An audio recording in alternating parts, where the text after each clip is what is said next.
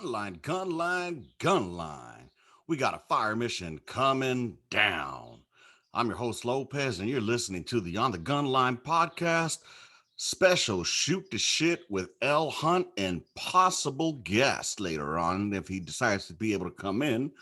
But welcome on here, man. Today we're going to go ahead and take a small trip away from my area or my AO and go ahead and take a dip over to Lee Hunt's net. We'll go hang out with his side of the gun line and see what he's up to. And we're going to speak whatever is on Lee Hunt's mind. Wow. Yeah. Whatever on Lee Hunt's mind. Today, I want to just change it up a little bit and just do something different, And like I said, I was telling the guests earlier, I just did the intro. And for those that don't know, Lee Hunt just joined us. I was doing the intro and I decided to take a walk down the gun line and make a stop over here at Lee Hunt's. This time it's going to be what's on Lee Hunt's mind. Yeah. Oh, man. And, mind of a maniac. Oh, shit. Sound like something. What was it that Ice Cube said? Or was it Dre? Coming into the mind of a maniac, doomed to be a killer since I came out the nutsack. Oh, yeah. Talking about Boosie, though. Oh, I don't know who that is, but I'm talking about some old school gangster shit, not that new Generation Z shit. What's up, brother? How you doing? Man, I'm good. I decided to kind of lighten up today. I have some Dos Equis, but I actually wish I'd had time to show you, man. I was real excited. I got my hands on some Sinatra Select. I saw the picture you sent me, bro. Yes, man. I am super excited about that. I actually got my hands about it. Well, it's aged a little bit longer. And Frank Sinatra. So here's the thing. You know who Jackie Gleason is, right? Yes. Well, all right. So Jackie Gleason actually got Frank Sinatra introduced to Jack Daniels. And he just fell in love with it from that point on. It's rumored that, Frank Sinatra actually was buried with a bottle of Jack Daniels. Oh, word. Yeah. So this, like I said, man, I actually have had regular Jack Daniels, the single barrel, the double single barrel, the gentleman's Jack. I've had it all, right? But this Sinatra Select, man, it is the smoothest fucking whiskey that I've had in my whole life. When I was a stationary SEAL, all the messes kind of fucked me up, right? But stationed at SEAL, I had a shot of it, and it was like $15. But man, that was yes, it was the best $15 I had spent at that point in time in my life. My brother. Now that we're speaking about expensive shots. So when we were out at Cruz's funeral, Granice and what the fuck is Camo's name? Roberson. I know. Yeah. Roberson.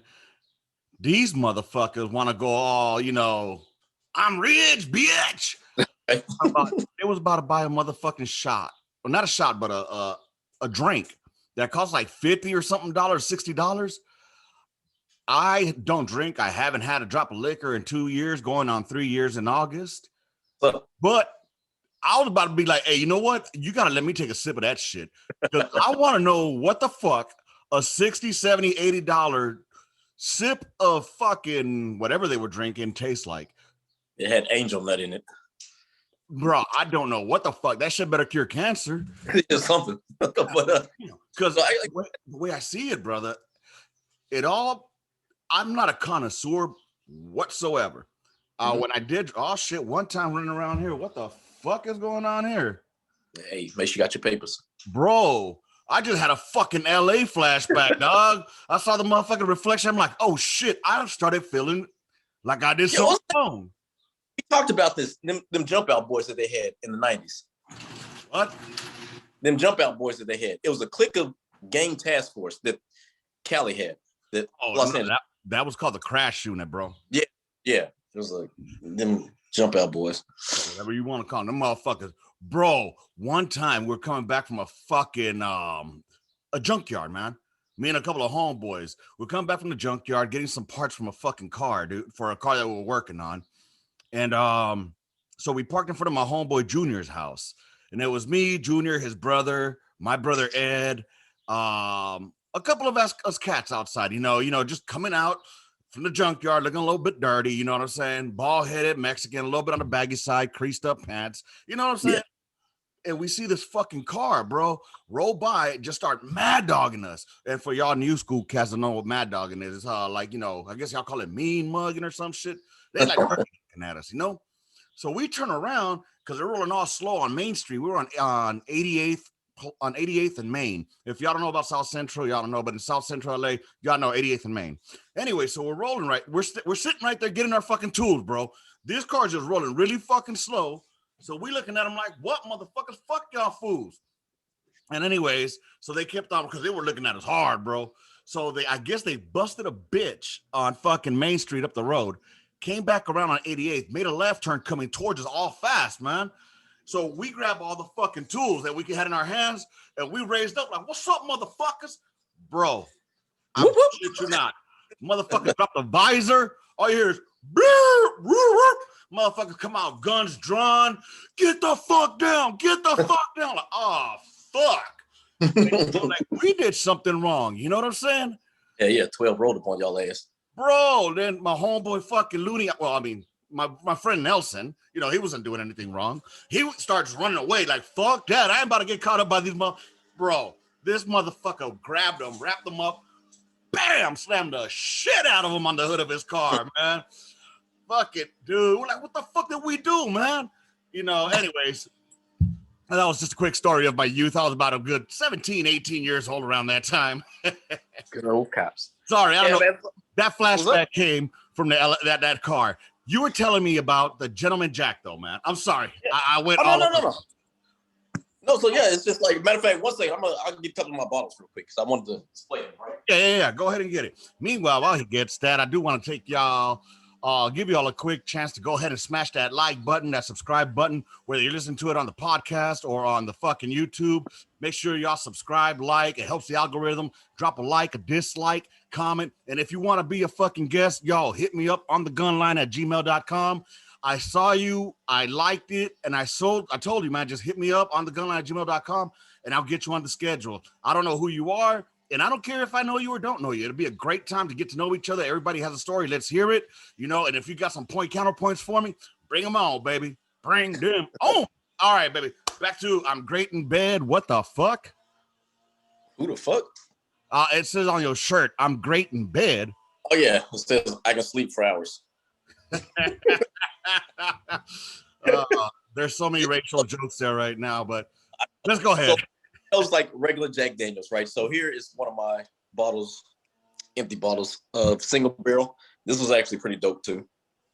Now this one is a little bit different. It's a single barrel proof whiskey, and it happens to be 128.9% proof. God. Like, yeah, this was rough. This one was extremely rough. How expensive are those bottles? Say what? How expensive are those bottles? This one, well, you know, class 6, so, you know, you just got to wait till they go on like the little discount or whatever. Hey, can I ask you a question? Can you hear like a background noise of like a blower going off? Yeah. You hear that? Okay, let me. If I pay. Yep. Then I had Gentleman's Jack, and then of course the regular Jack. And like, I personally, so like I said, I have 2 bottles. One bottle, if everything goes according to plan, like how I'm hoping it does, especially after I become this CMA. For y'all that don't know, that's Certified Medical Assistant. Oh, right. That I'm actually I'll be starting school on the 26th to become a CMA. But I do plan to move. And once I do, when I get in my house that I plan to build, I'm going to open up one of those bottles for me. That is my housewarming gift to me. Nice. I decided to buy that for myself. But what we're going to talk about, man, we're going to talk about this cancel culture because some of this shit is going too far. Uh-oh. What? Somebody else get canceled now? Pepe Le Pew. Get the fuck out of here, bro. Yeah, man, they're trying to cancel him. Let me guess. He's a rapist? Yeah, I mean, it was. Pepe's a rapist. But, right. Like, because they make French. Yeah, Pepe Le Pew reminds me of Andrew Cuomo.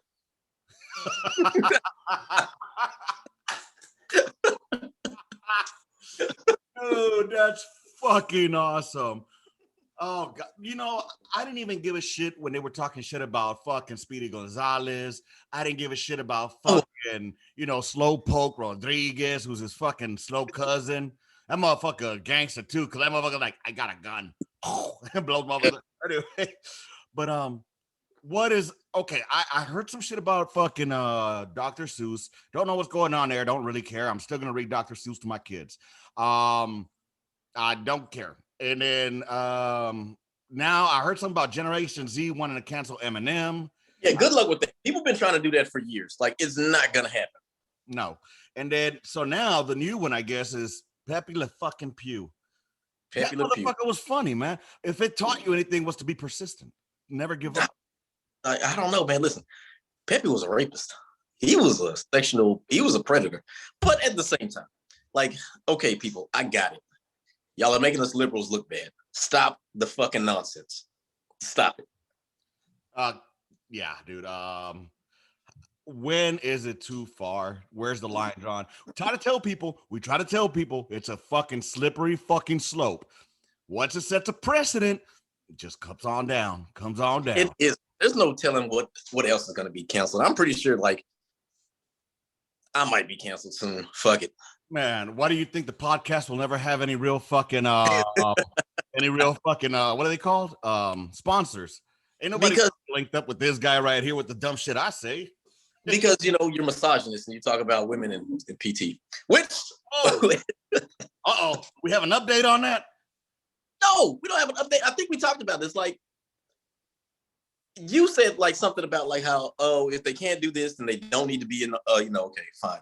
But my counter argument was, and I think we hit on this too. I saw you where you talked about the body fat. I saw your TikTok. Is that what Yeah. But seriously, are we gonna tape the females like we tape the males? Because everybody wants one standard, but the females get taped differently. Yeah, they get their neck, their tits, their hips. Yeah. And so what are we gonna do? If everybody wants it to be fair, like you said, it's a slippery slope. Mm-hmm. So what are we gonna do? Dude, if motherfuckers can pass a PT test, I don't give a fuck what their body looks like. If they can pass a PT test, that's all fucking to it. I don't know, man. You just can't look too sloppy. I don't give a fuck if they can pass a PT test. How many muscle-headed motherfuckers that we know? I'll give you an example. Thrill Kill had a hard time passing tape, but that motherfucker was solid fucking muscle. Oh yeah, it sucks. Oh, trust me, it sucks. I know. Once again, know a lot of people that were solid fucking muscle, maybe 4 to 8% body fat. Right. So I mean, it's stupid. The standard should be, can you pass the fucking test? Now you should get taped if you fail the test. Yeah, you look sloppy. If you can't pass the test, I don't give a fuck how much you weigh. Should it be a standard how somebody looks? Again, that's a slippery slope, because then, women got some tig old bitties. Or then you got women that don't got no tig old bitties, but they get some fake ass tig old bitties because it makes them feel better. And all of a sudden we got to tape those tig old bitties. And then they get mad because we look at them. Bitch, you got them titties to be looked at. Why you getting mad at me for looking at them? You want me to... Because you self-conscious because you had some small ass tits. Like, fuck it. You know what you did. You got them tits for a fucking reason. You know what the is. But I'm harassing you. Bitch, you harassing me. You getting me hard. I can't control my dick. That shit gets hard on its own. You know what's crazy? I kind of want to tell the story, man, but I kind of don't. But it's a little funny. Tell that shit, sucker. Come on, baby. What's that story? Do it like Fargo. Names are made up. Oh yeah, names are made up. No, this is strictly me. Like, this is me. It happened during our deployment, the 0506 deployment. I didn't think about it recently, but I was almost a victim. Like, there was a sexual predator trying to get me. Okay, I'll play your game. Who was she was a sergeant first class. She worked at brigade. And this is like when I was just like all in my whole trying to be a decent human being and a decent husband. Because if I wasn't, I'd have smashed her big ass. Like, I'm dead ass. So like, this one. So you agree that you would have smashed? Oh, I was an E5. She was E7. I definitely would have smashed. Thank you for proving my point about fucking being in double gendered or having both genders on the gun line. No, she worked at brigade. Yeah, I'm just saying though. But if she would have been on the gun line, for sure you would have smashed. I smashed you with the brigade. Come on, man, I smashed. Well, that's what's up. So tell me about the story. What happened in it? It was crazy because, like, even before we deployed, she would kind of like fuck with me because you know how our battery was next to brigade. Mm-hmm. So she would kind of like fuck with me or whatever.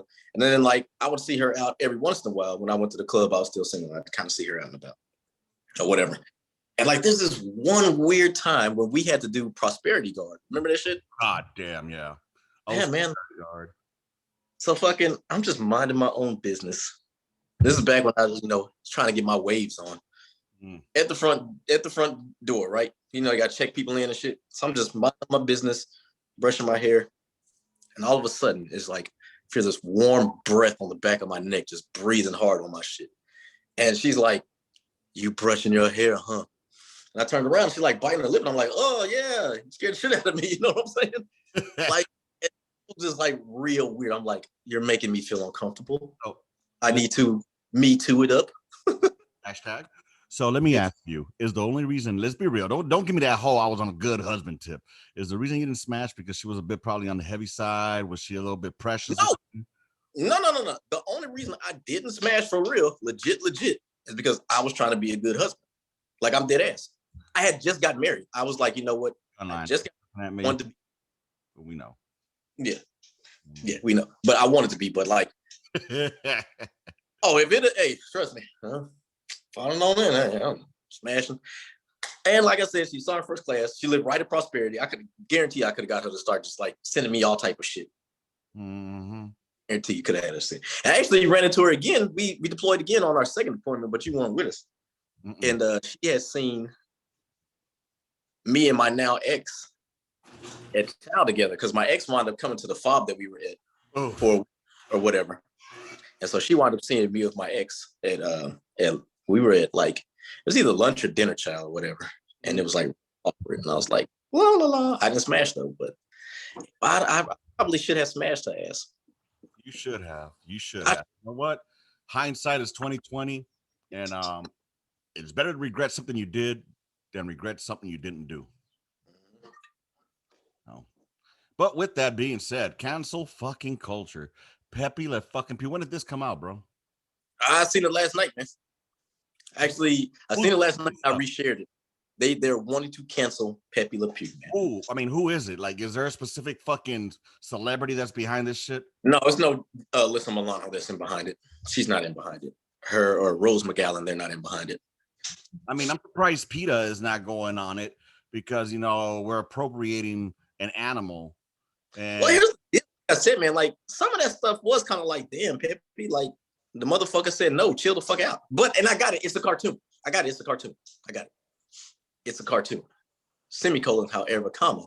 We all know things are learned behaviors. So if I'm subliminally putting in your mind, chase after this bra, chase after this bra, chase after this bra. You know what I'm saying? Eventually, you're going to become Andrew Cuomo. All right, let me ask you something. How many times have you been kissing on a girl's neck and she's like, "No, man, quit, stop, no, don't, no." Oh, I'm stopping. Hey, check fire freeze, chief.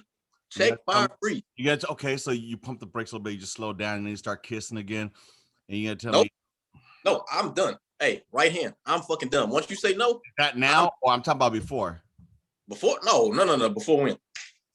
I'm talking about before this whole fucking movement started. That no, it's been like that for a minute, and this is way before the movement because, like, I've always been afraid of any kind of sexual. Oh, I understand that, but okay, let's be fucking real here. If every fucking man, and I'm not fucking saying go out and goddamn do this, I'm not advocating I mean, there's a no, fucking no, and there's a no, stop. No is no. Okay. No is no. So if that was the case, there would be no more kids in this fucking world. I don't know, because there's a lot of sluts out there that's not going to say no. Damn, now we slut shaming. That are not going to say no. Oh my God. Now, again, I'm not saying that. Again, first of all, it's a fucking cartoon. Let's be real here. It's a cartoon. And I grew up watching Popeye as well. Okay. Yeah. And I do remember eating spinach, and I never got swole. You know what I'm saying? And Your head that it would make you that way. yeah, because I wanted to beat up big ass bullies. Exactly. So you watching Popeye, you put that in your head. Well, shit, if he does this, it's gonna make me big. If I keep pursuing this bitch, eventually I'm gonna hit. Come on. Okay, if you want to go there, did she ever give it up? She did. No, she did not. She tried to one time. She had like got hit. First it on his ass. Yeah, and then like that freaked him out. So it was like, okay, listen, I need to stop. He knew it was wrong. He knew it was wrong at that time when the shoe was on the other foot. You know what I'm saying? So he's like, oh shit, this is what it feels. Those are the definitions of libtards, bro. I know, man. Libtard for real. I mean, I grew up on Yosemite fucking Sam, and I'm Bugs Bunny. Gun. That's stupid. Elmer Fudd, they're taking away his gun. That's stupid. That's just stupid, man. Yosemite Sam, they need to keep his gun too. Hell, Bugs, I know you've seen it where Bugs upped the pistol on somebody for coughing, right? Yeah, Bugs was about shot the motherfucker. But he was a conductor? Yeah, he was trying to play the piano and dude kept coughing. He's like, wow. Dude, that was comedic back then. I grew up watching Superman. Not one time did I ever try to jump out of a motherfucking off my roof to fly. But I will say I did do some dumb shit as a kid. I tried using a plastic garbage bag because I was still small. I put it on like a parachute and jumped off my roof. And nothing. It didn't work, y'all. It was at that moment I knew I would be. Yeah, fucked up. Folks, so totally off topic too, because we were talking about like, females and their aesthetics. Tell me why. I think I definitely need to go get my shoulder checked out. Uh-oh. I know for a fact I have to, because like, when was it? Friday, I'm in the gym, right? Mm-hmm. I'm doing back and buys, right? Mm-hmm. Finishing up my last bicep, get to doing some curls. Gym babe, who I hope broke up with that dude, you know what I'm saying? She's on, I see her to the left. Mm-hmm. So I'm like, okay, she's doing shoulders. I'm like, okay. Tell me why this heifer picked up. If she's short as shit anyway. She may be all of 5'1". Maybe 140 pounds. Damn. Long hair, big ass. This heifer, I'm like, okay, there's no way this heifer, like, she ain't gonna do that much. She's doing like some dumbbell presses, right? Mm-hmm. This motherfucker get to 35 pounds and get to going to work. And I'm like, God damn, I'm tripping. Like, I can do 35 with no problem. Yeah, I was about to ask you about that. Like, you have any 35 pounders? No. So I can do 45s. Okay. But like my left shoulder hurts so bad, it's ridiculous, man. It feels like something's tearing in there. So I normally keep it to 40 pounds. Mm-hmm.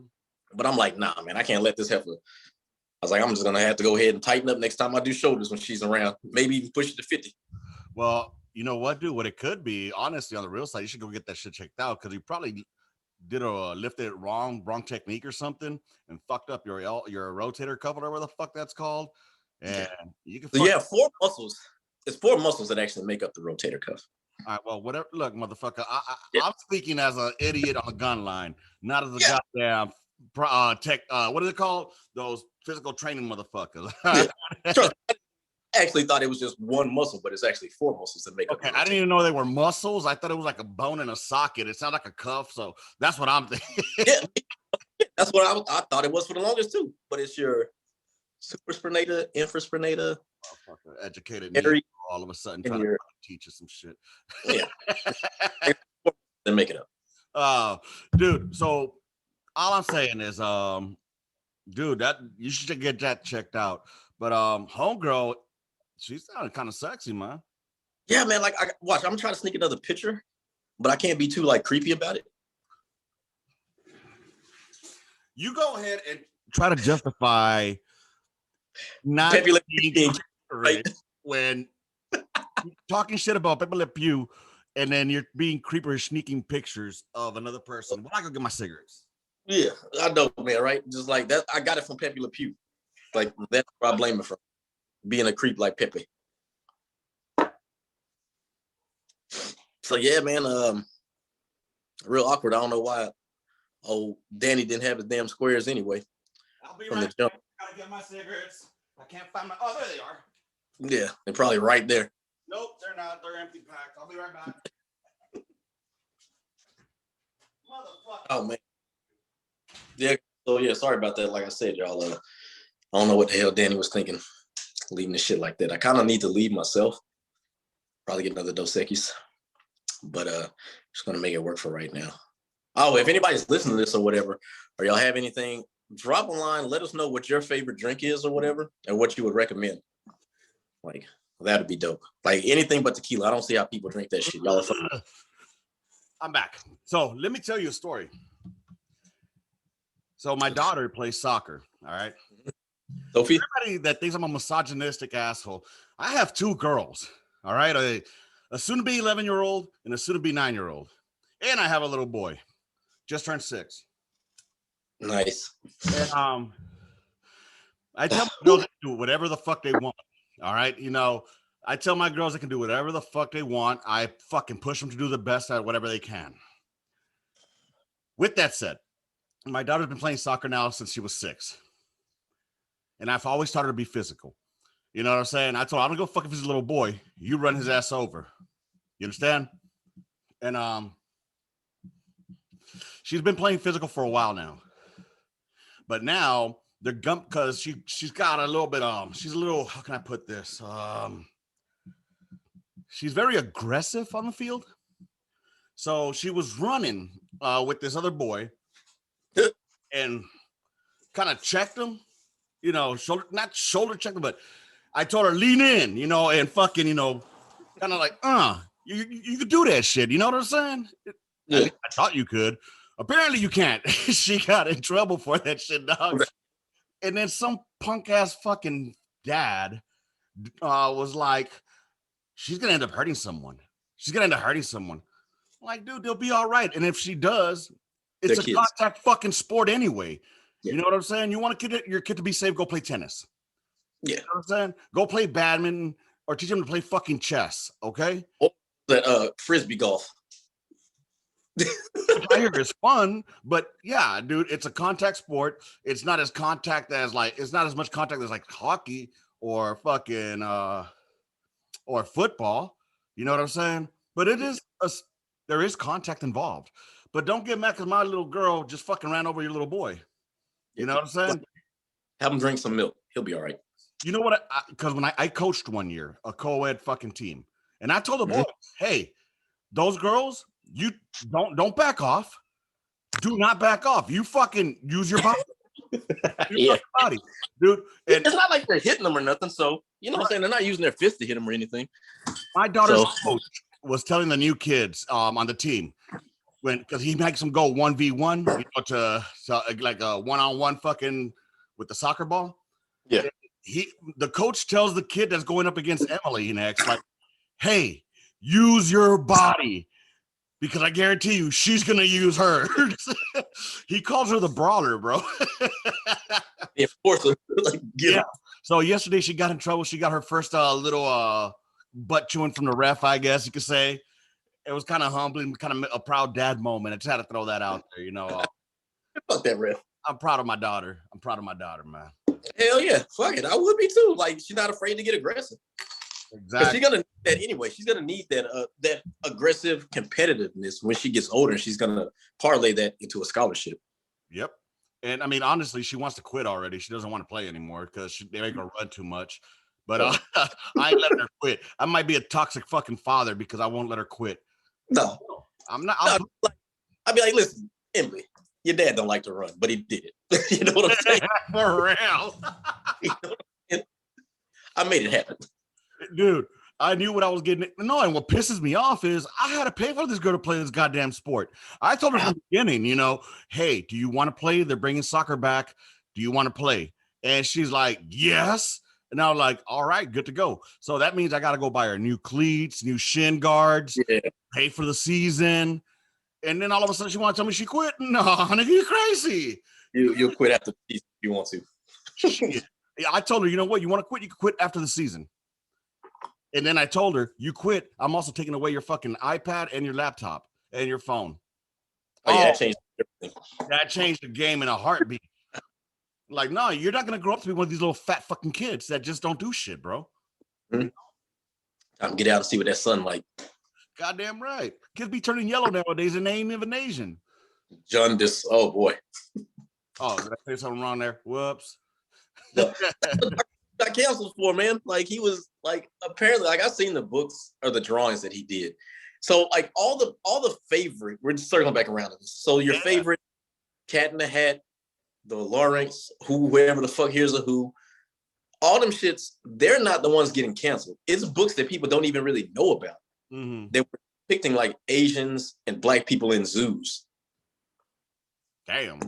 That's the shit that they're like, no, we don't want these books anymore. The other shit with the Lorax and Horton Here's a Who and all that other shit, they're like, no, that's cool. What's the context of it though? Like, I gotta go back and read it, man. Same man. I'll send you the video. Because here's what I'll go YouTube that shit later on. Here's what kills me, bro. I mean, that's how things were back in the day. Not saying that it was good or not, but look, let's look at Mark Twain. Are we gonna cancel fucking Huck Finn? They already did it. Huck Finn is man. Huck Finn ain't been in school in years. And you know what else hasn't been in school in years? To Kill a Mockingbird. Like I actually like that book. I like To Kill a Mockingbird. It was a great fucking book. But yeah, I think it's a lot of that has to do with shame though. Hell, they don't even teach us. I ain't getting on that shit, man. Get in, whatever, baby. It's your show. I'm on your gun line right now. Oh man, listen. If it was last month, I'd have got into it, but I ain't gonna get into it this month. Dude, it's our guest isn't fucking joining us here.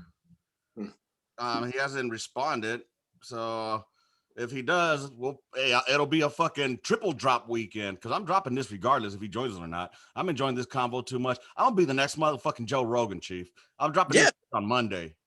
Hell yeah, man. Listen, man, like I said, man, you got to, man. I think you have something special here with this platform, man. You have different people talking about different things. And like you said, you have people constantly chiming in with things. You have people, your guests want to know questions. Like I said, hopefully they let us know what kind of liquor they prefer, man. Or if they've had any. I think that'd be. I'll tell you what, I used to be, and I don't know if y'all can hear this, I'm closing my garage door right now. I just had to open it while I fucking smoke. But when I drank, I drank my favorite drink. If I ever drink again, the first thing I'm gonna christen it with will be a 40 ounce of MGD. I love drinking 40 ounces of MGD. That's my drink. I grew up in the late 80s and the 90s were my decade. I'm a 90s kid, all right? I'm a 90s kid. Just because you were born in the 90s doesn't make you a 90s kid, all right? No. Tell me about your first 9 years. You probably don't fucking remember them, you fucking want to be 90s kids. Bro, I hate that shit with a passion, too. You got people that were, like, born in 88 and 89. I'm an 80s baby. No, the fuck you're not. You're a 90s baby. Shut the fuck up. I'm like, first of all, if you weren't, I'll say, like, 85 is the last time that you can say you're an 80s baby. 86 pushing it, but 85 for damn sure. I was like, other than that, y'all are fucking 90s babies, man, in my opinion. Because that's like me saying now I'm a 70s baby. No, I'm not. I was born in 77. I don't remember shit of 77, but I remember the 80s. I do remember the 80s. Yeah. I do remember the cartoons that were on there. Shit, He-Man, which now when I think of it was kind of gay. But do you remember Silverhawks? Never heard of them. Oh my God. What? I love Silverhawks. Bro. And the funniest thing about this was, it was all white. They were all white. They got one brother on there. Guess what his name was? Tyrone. Hot Wing. Like,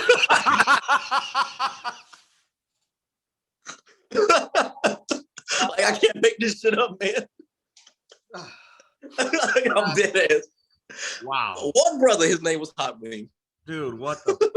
I mean, it was a culture thing back then, I guess. I mean, think about it like this. I had some Mormon kids come up to me last week. All respect to the Mormons, your religion is more of a cult to me. I don't know about it too much, but it is. I saw the South Park episode, and I think that was more than enough for me to get my education on it. But they dropped off a picture of Jesus for me.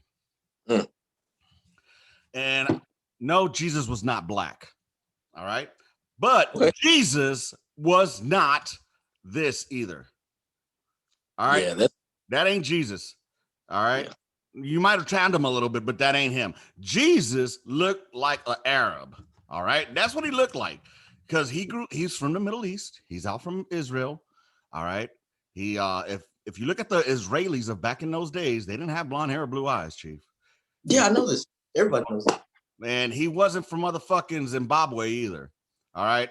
So the motherfucker is, I would say, a mesh of it. I think he looked Mexican. That's why his name is Jesus. You know what I'm saying? No. So, Jesus was black. No, he was not black, bro. He was Jew. He was and I get it that there are Ethiopian Jews, but have you seen an Ethiopian? Yes, I have. And Some of them Ethiopians are. Have you seen some of the Ethiopian women? bro, they are fucking gorgeous, man. Bro, I'll tell you what. I'm gonna tell you something. It's like cinnamon. Their skin is like. I would only see the color versus everything else. You know what I'm saying? So for me, I was more attracted to white girls, and that's mainly because I grew up around blacks and Mexicans. You know what I'm saying? So I've said this many a times. I wanted something different. You know what I mean?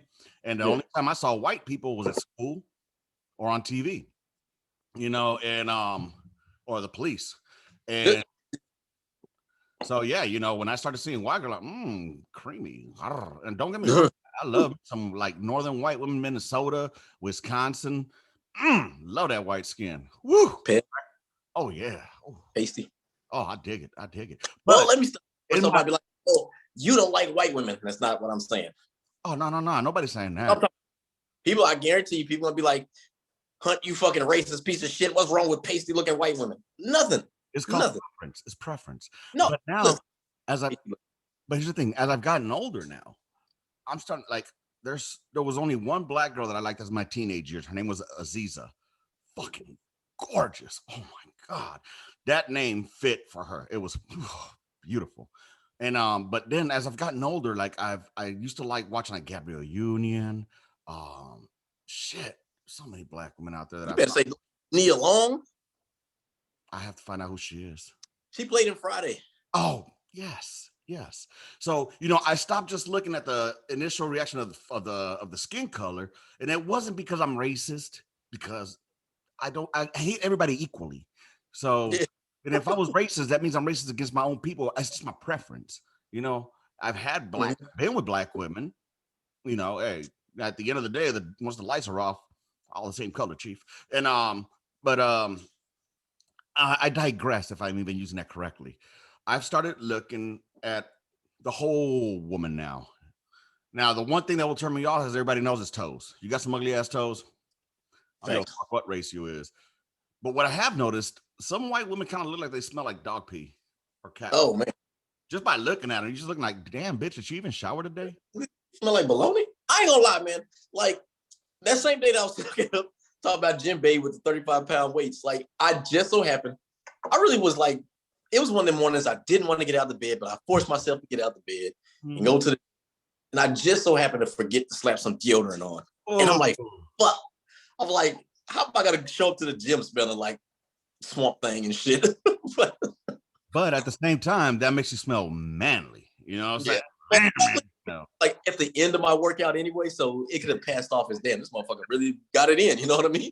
Right. But motherfucker walk in stanky without working out. Like, ooh, we smell like who did it and why. So let me ask you a quick question. Go ahead, pimp. What is the craziest thing that you say that you had acquired before you got out the army, military wise? I'm finna show you some shit that's gonna blow your mind. I'll show you.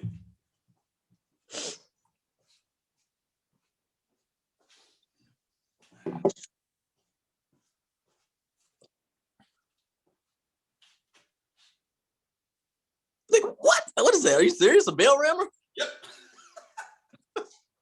That's cute. Acquired this. This is for my first gun section. So somebody. This is from our gun section, and I was told to make sure to have it ready to stir the grog on the last time that I went to a ball. Oh, so I spray painted it black, had it all shined up, cleaned up, and everything. And Oh, it's been here since. Yeah, buddy. Oh, yeah. Bro, damn. How much you want for that, man? I got the case for it and everything too. In fact, we're not with the damn case. I had it right here.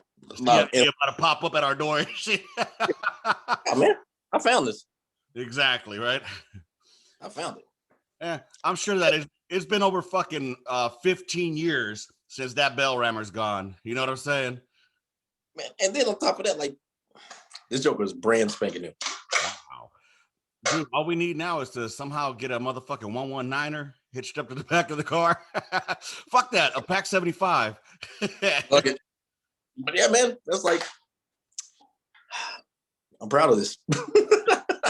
I use this shit every week. You know what I use it for? What?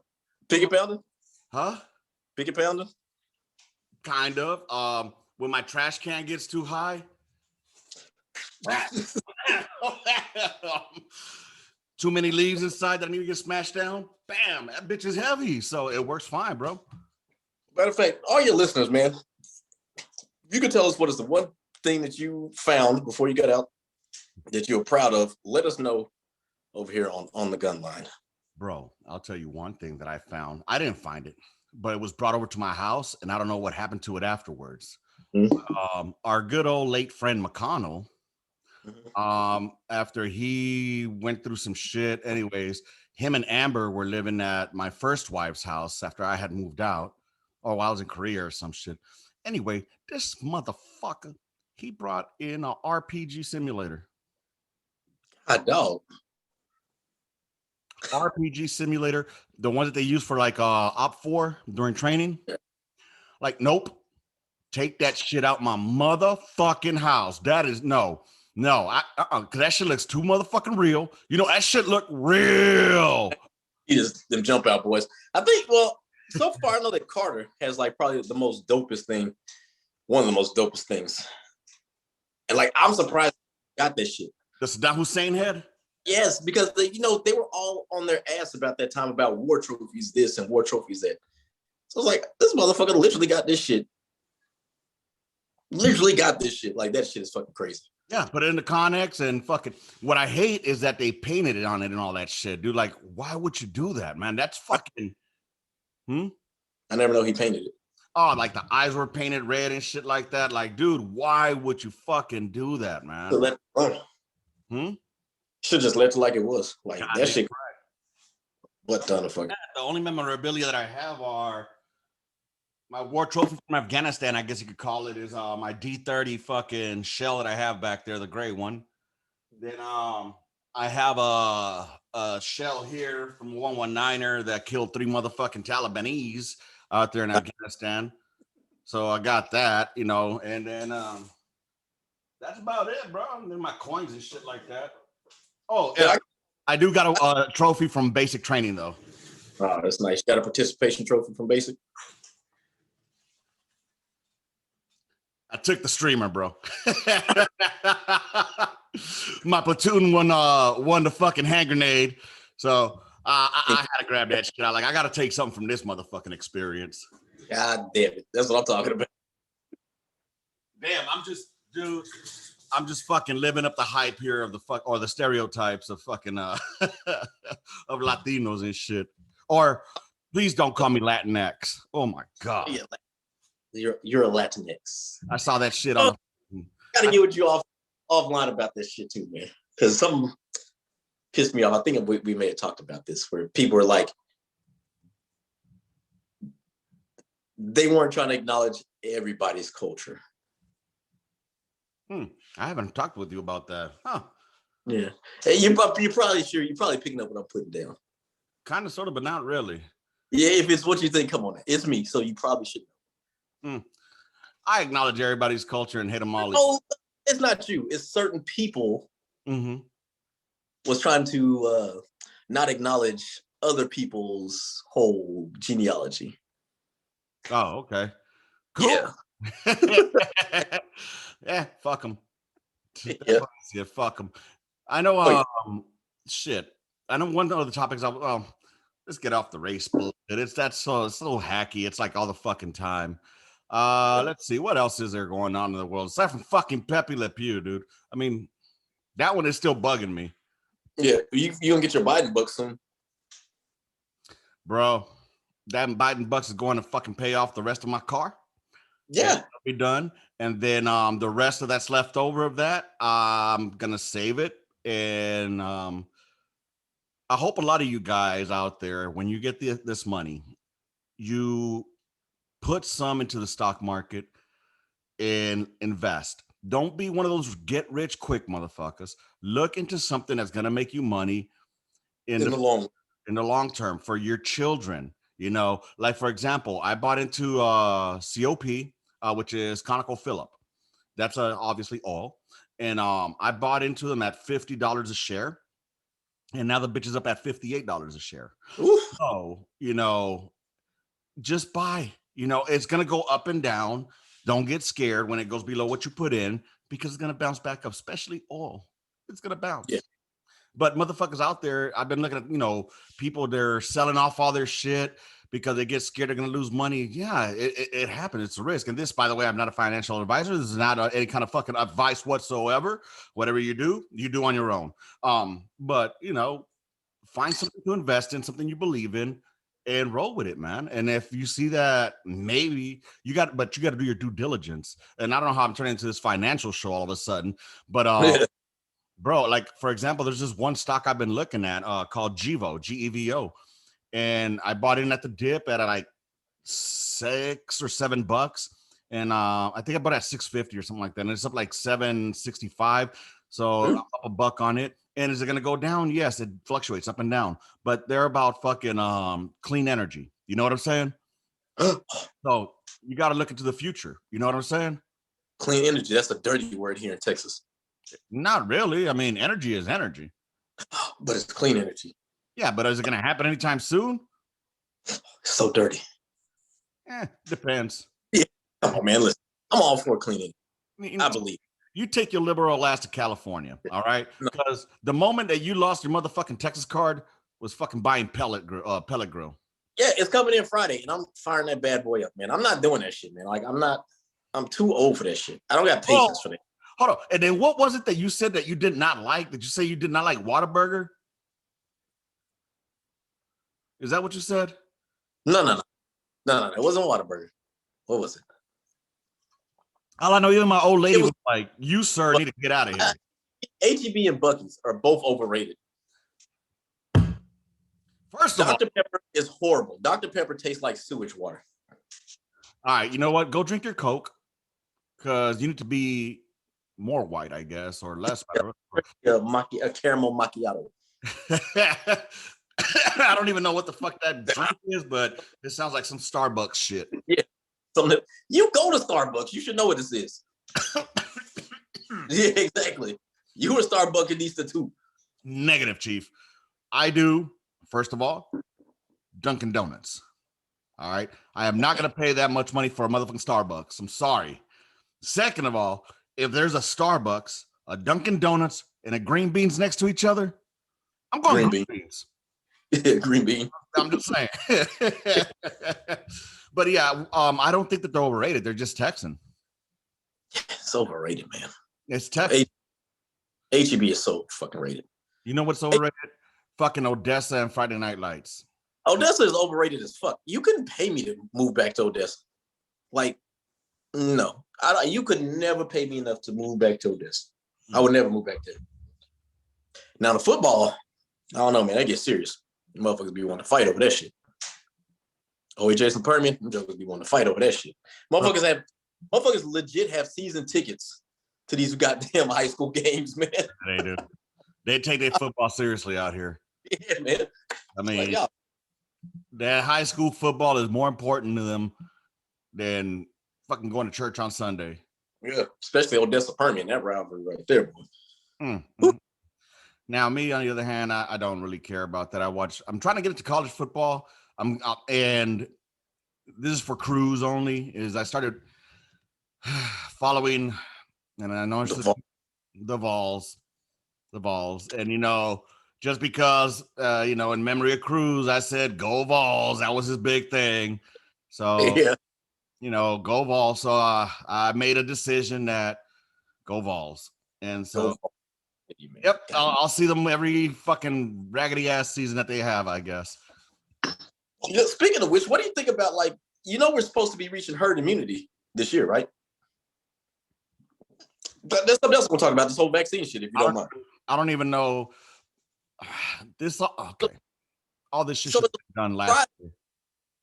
Go ahead. All this shit should have been done last year.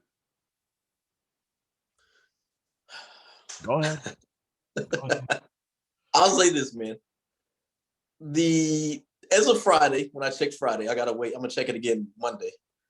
8.6% of America has been vaccinated. 8.6.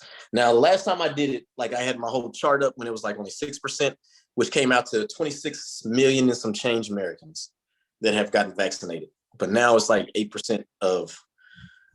If I had a calculator, I could do that real quick. 8% of 333 million Americans, right?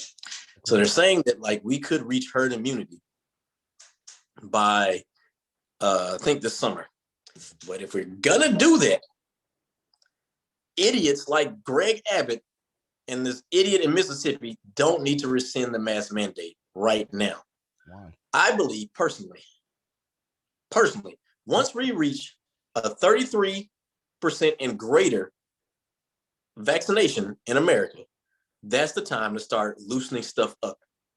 That's when we can be like, okay, we're getting closer and closer to herd immunity. Now, as far as businesses, have those businesses open at 100% capacity, but still require masks. Like, it's not that difficult. This is not something that's trampling anybody's liberty. Have you gone out to eat at a restaurant? Yeah. And I got it. It's stupid. But to get in there, yeah, you have to have the mask on. Mm-hmm. I got it. But once you sit down at your thing, it is what it is. Right. Everything's circulating around. I got it. So, again, you just made my point for me. So I have no argument because here's my argument. Vaccines. Okay.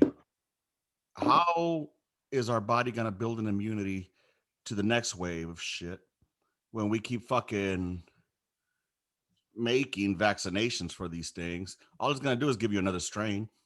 To me, all this, I'm not going to say it's a conspiracy or anything, but all this is going to lead to is next year is going to be COVID-20. Then in the next couple of years, COVID-21. And the next couple of years, COVID-22. And we're going to have different strains, and for those, and mark my words, everybody that's getting these fucking vaccinations, I guarantee you that they're going to be like, oh, well, we just realized, because we didn't fucking do enough studies on it, that you're going to have to get another vaccine, like a booster, every year for the rest of your life. Anthrax. The money is in the treatment. Yeah. So I'm not getting vaccinated. Are you getting vaccinated? For me? Practice what you preach. Are you getting vaccinated? Mm-hmm. Oh, yeah, I'll eventually get vaccinated.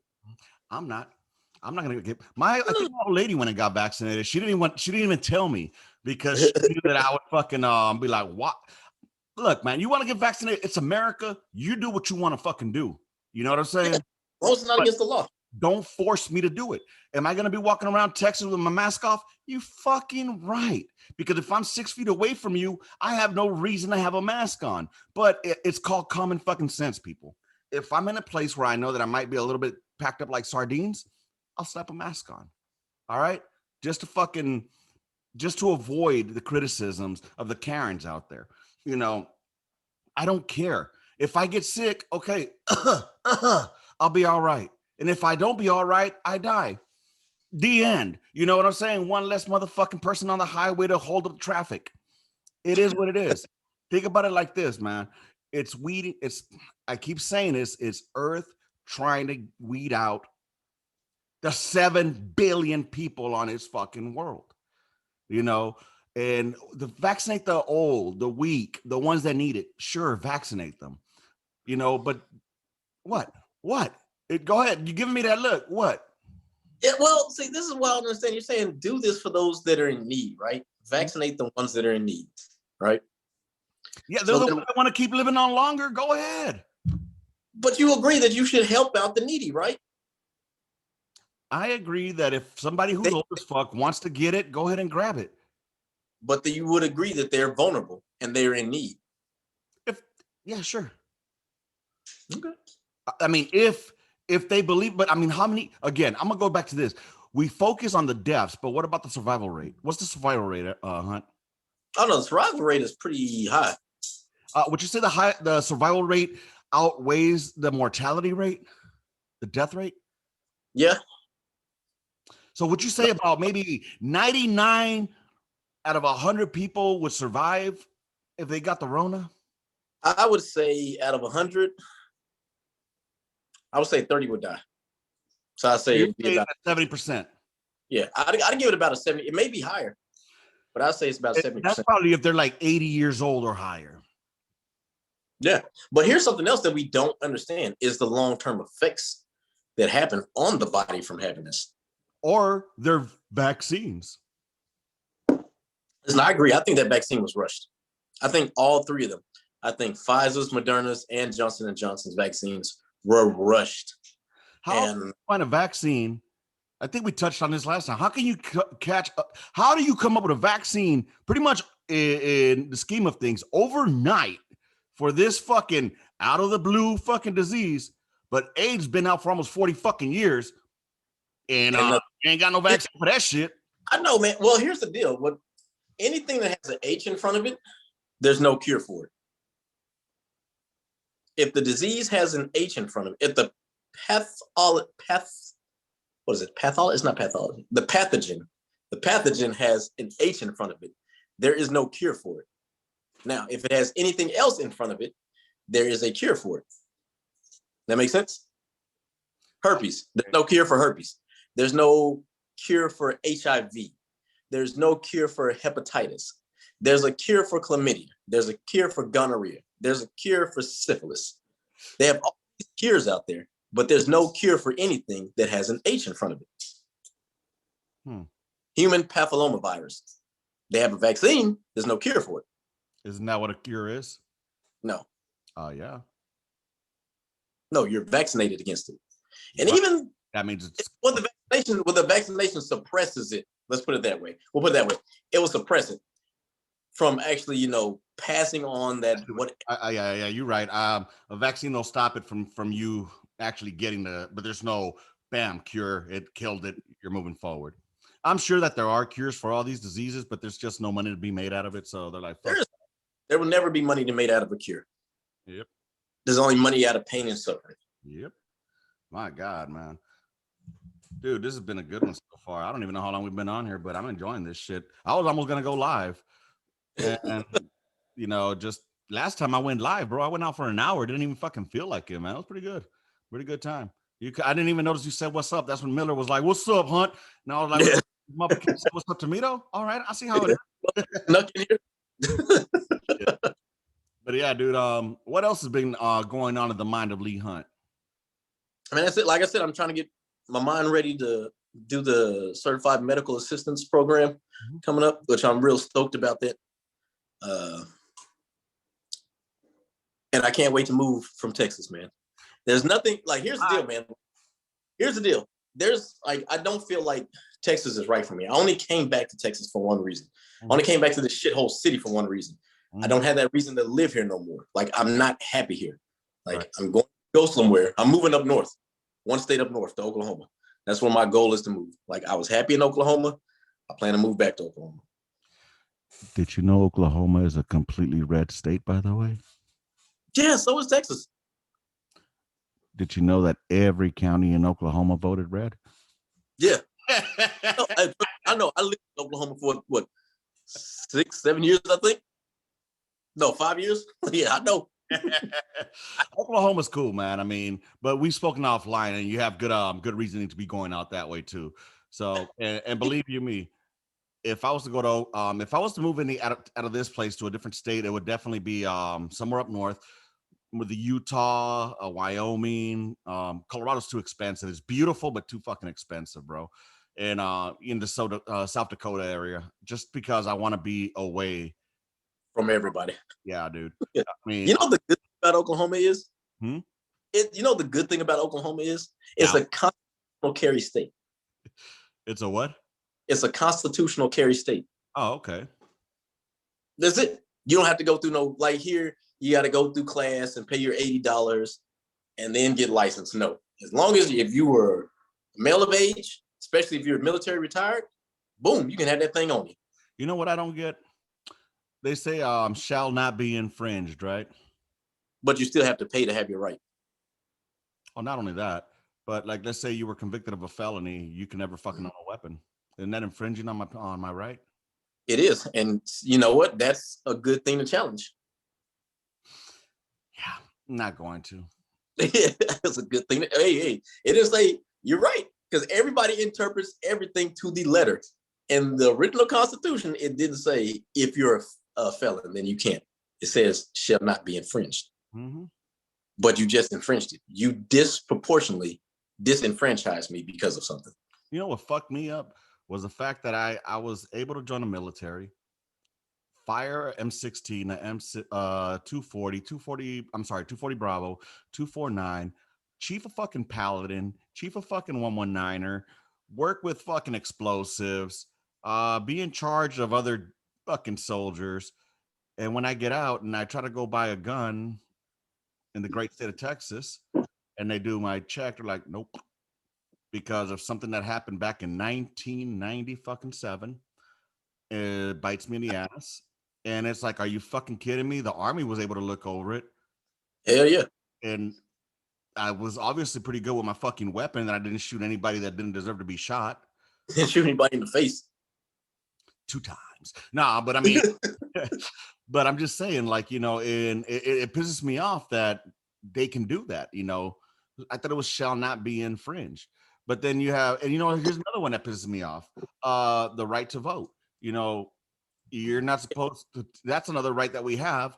However, you know, a person who's been convicted of a felony cannot vote. And that's kind of fucked up because, I mean, if they did their time and they've already paid their debt to society, you should be able to fucking have all your rights reinstored. So you can. As a felon, you can vote. In the state of Texas, yes, you can. I know this personally. Not gonna mention names, but somebody who is close to me personally did it this last election. Were they on probation? A multiple time felon. Were they on probation still? No, they weren't on probation. They've been off. So that's the thing, that while you're still on probation, you can't vote, at least to my knowledge. And you know, I'm probably putting a lot of my info out there right now. But let's just say I fucked up a while back and I'm taking care of some business. But it is what it is, you know. I just think that it's pretty fucked up. If somebody's already paying their debt to society, you know, reinstate their rights. Everybody fucks up sometime or another. You know what I mean? Nobody's fucking perfect. They let an ex-coke fucking head be the president of the United States. So, and he had a fucking DUI, a couple. Brother. And, you know, he ended up being the fucking president. There's a congresswoman right now who has a GE fucking D, and she's in Congress. You know? What the fuck? It's like, what, are you serious? Yeah. I'm not bashing nobody got a GED, but it's like, I need to run for a congressional seat. Just to make it in our closets. Yeah. Oh no, I don't care about a lot of them skeletons. They can look at them skeletons. They ain't gonna do shit. Yeah, but the people will care, you know, and because trust me, I've had a thoughts, but I wouldn't be able to get a security clearance. If Marjorie Taylor Greene can say that that shooting that happened in Florida was a hoax, if she believes that Jewish people are shooting lasers from outer space to burn California, like surely anything that I have said, right, people will be, it's par for the course. Yeah. As far as me, I just got too many skeletons that I don't want coming out anyway. You know what I mean? I have, not all my ideas are great ideas, but I mean, at least there's something to put in people's heads and make something out of it, you know, because obviously I don't have all the answers, but I would like to surround myself with somebody who does have the answers. Like if I'm not the greatest at one thing, if I'm sucking at, let's put it in artillery terms. If you got a sorry ass chief you're gonna put a strong fucking gunner in there. You know, Yeah. and vice versa. If you got a weak ass gunner, you're gonna put a strong ass chief. You know what I Like mean? what they put Cruz in my gun. Damn, I wasn't gonna go there, but all right, I guess you was as chief. No, I'm just kidding. But no, you know, it's just the way I look at it. Like if there's something that I know that I'm not, you know, very educated on, or you know, I will sit somebody on there that I know that I might not always like their answer, but I know that they'll tell me the fucking truth and that they'll give me the response that I'm looking for, as far as like, or they'll be knowledgeable on it, if that makes Yeah. sense. You know? I had a dude named his name was Alex Hathaway. So if any of your people know him that listen to this, they'll know exactly who he is, man. Cool dude. So quick backstory about this guy. We actually ran into each other. We bumped into each other before when he was a private, I was a specialist. I was on my way of leaving Campbell. He had just got there, but like, you really don't pay attention to the new dude or anything. We were in the same battalion. I think we were actually in the same battery. But I was on my way out and shit. Years later, we're still together, right? So this is like, they put me on the 119er. I haven't touched the 119er since I left Campbell. Oh, damn. So like, they're like, no, Hathaway's gonna train you or whatever. So he trained me, and at first it was like, okay, well, fuck this, I'm staff sergeant, blah blah blah, whatever. And I really had to humble myself to listen to what this dude had to say to me, because he knew that motherfucker back in fucking fourth, like it wasn't shit. So I humbled myself actually to learn this all over again. And I'm talking about like, it's crazy because like, for whatever reason, me and this dude did not like each other when we first met. But me and this dude like fucking cool as shit. Like I'm probably one of like 2 people that he'll ever let watch his kids. You know what I'm saying? Ask you something. On the last shoot the shit episode that I had my boy Will Rose and my boy Watts, and we discussed artillery pieces on it, like, you know, between the Paladin and 777 and the 119er. Now I only got experience on the Paladin and the 119er, so the 777 could suck a dick. I don't really care.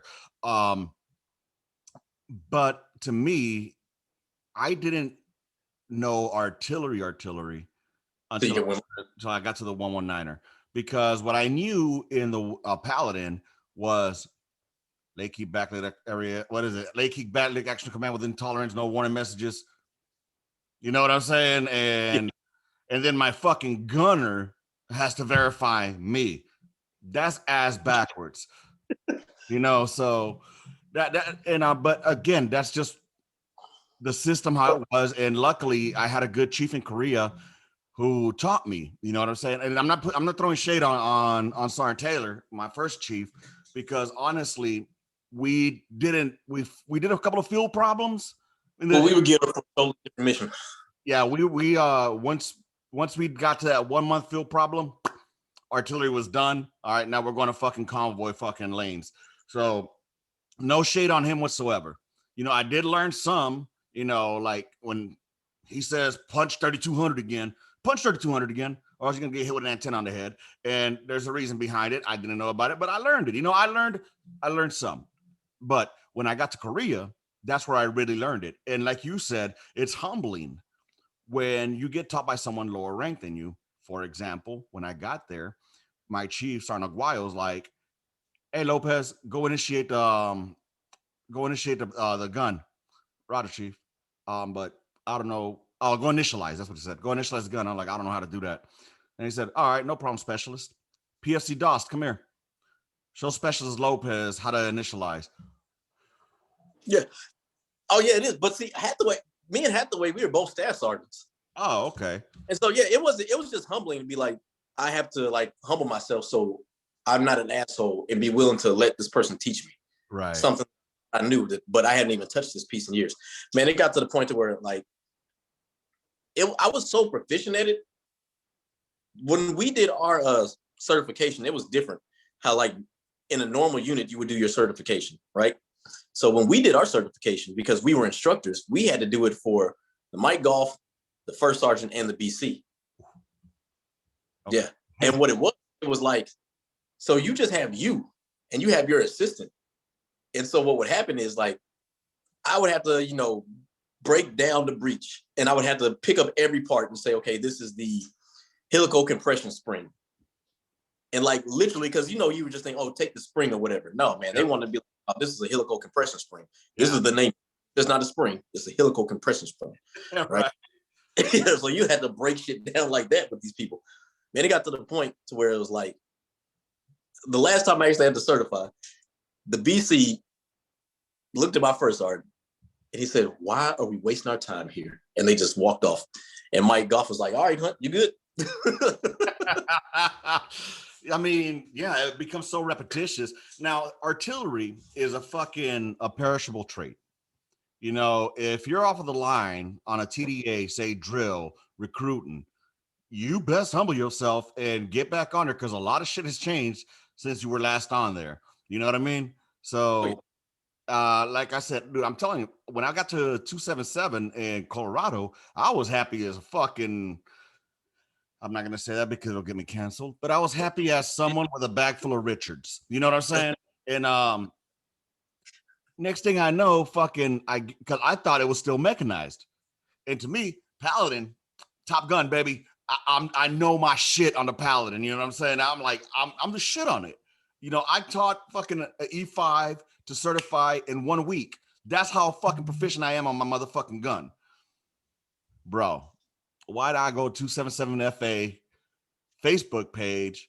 Why is this light? What is this? Yeah, I'm like, why am I seeing a 119er Alpha 2? What the fuck is that? Ah, fuck me. I get there, bro. I thought it was gonna be maybe a hybrid. No, all 119ers. Like, goddamn. So I had to be humble and I had to bite my time as an ammo chief. I hated that shit.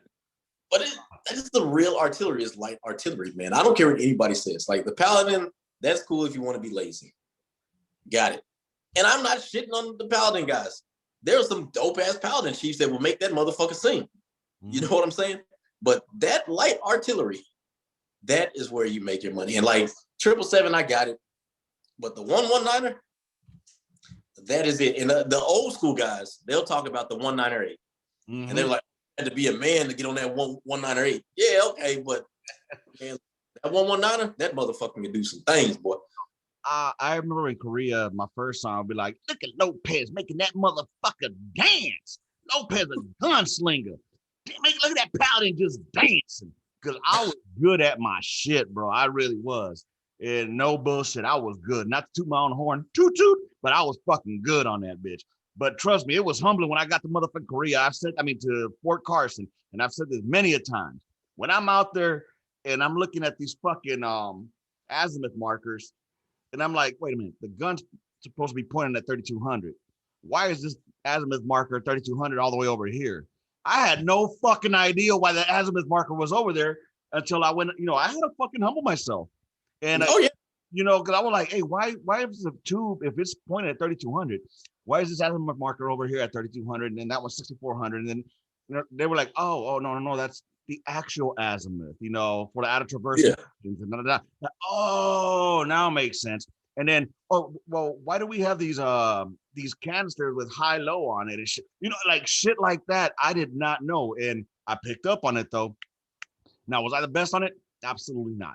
My gunner, if anything, made me. They do. Your gunner, because you can't do shit. You're trusting your gunner to be quick, just like, and then your motherfucking ATC better be. ATC in a 119er is a real ATC, because when we're occupying, I ain't got time to be looking at that net being put up. My ATC better be on that shit, popping them tootsies open, getting them charges ready. You know what I'm saying? Woo! That's why both of them, that's why they're both E5s. Technically, they're supposed to be both E5s, the gunner and the ATC, right? Because like the gunner is just focused on the gun. ATC needs to be focused on running everything else, so all chief can, because chief's got to verify what's going on with the gunner. Then after a platoon adjuster or battery adjuster ain't pointing to this instrument. Hey, number whatever, ain't point identified. After the chief goes through that shit, gets at least laid by Gunny, then chief's still going and doing his other things. ATC still got to make sure all that shit gets taken care of. Now, last pat, that's when chief can kind of like after he's been safe, that's when chief can kind of go back and spot check shit and make sure they're okay. and then make sure everybody else is still doing the pre-fire checks, and ATC's already got his shit squared away, and then all that other shit. And then you also learn some tricks on how to get laid quicker. You know, you kind of accidentally hold that hand mic so nobody can call in. Dude, my favorite shit is occupying, and you got the relay, bro. That's some real artillery shit when they're calling out deflections, and you got the relay in between, and he's yelling to the other person, and they're yelling to you. Oh man, that shit bro, bumps the up. Man, when I came in, and a true story too, in OIF1, we used the good old DR8 reel. Holy shit. DR8 reel. We got our initial deflection with Gunny. You know what I'm saying? Yeah, it was real back then, man. Dude. But, see, and that's when a gunnery sergeant is actually used out in light. You know, he takes out his Advon out there, and oh God, dude. And then standing out there, you gotta have your fucking M4 right here next to the motherfucking aiming pole. All right, read a deflection, then you gotta fucking put the goddamn stake in it. Dude, I humbled myself to the point that I was gonna learn this bitch. I did advanced party so I could learn what the fuck they're doing. Man, you know it's a man. I was on that, like I said, man. I was on Avon for when we shot in the Jeff. And that shit was man. That shit was that fucking day was crazy as fuck, man. Till the guns came in. You know, you're seeing tanks and shit riding by, and next thing I know, man, I'm in a foxhole. I'm like, what the fuck happened? God damn, we went all over the place with this goddamn podcast today, didn't we? Yeah, man. Holy shit. But it is crazy because remember I told you, like, this month I kind of like, I don't know what it is, man. I think about, you know, my deployment a lot because I went to OIF1. Mm-hmm. And like around this time in 2003, we were still in Kuwait. I think around this time, the dude should have threw the grenade in the tent around this time. Oh shit, okay. Yeah, Camp PA. Matter of fact, Payne was actually kind of talking about this because he was there. He was at the next camp over from PA. Damn. You know, we were there at the same time in Kuwait, just like at two different camps and shit. Yeah. I didn't know. Here, give me 1 second while I pull this shit up. Dude, you keep doing that shit. I keep thinking about fucking the hand signs out there. Yeah, I know, man. I gotta go get some more of this like mango lime coconut shit. Oh, yeah. I just keep thinking, dude. Matter of fact, one more thing I want to talk about real quick too. Go ahead, bring it on, Chief. It's the differences between an Army lieutenant and a Marine lieutenant. Now, at Bolick, they had both because Marines come over to Fort Sill for artillery too. Right. I'm not saying that like all the Army officers were duds or they were selfish.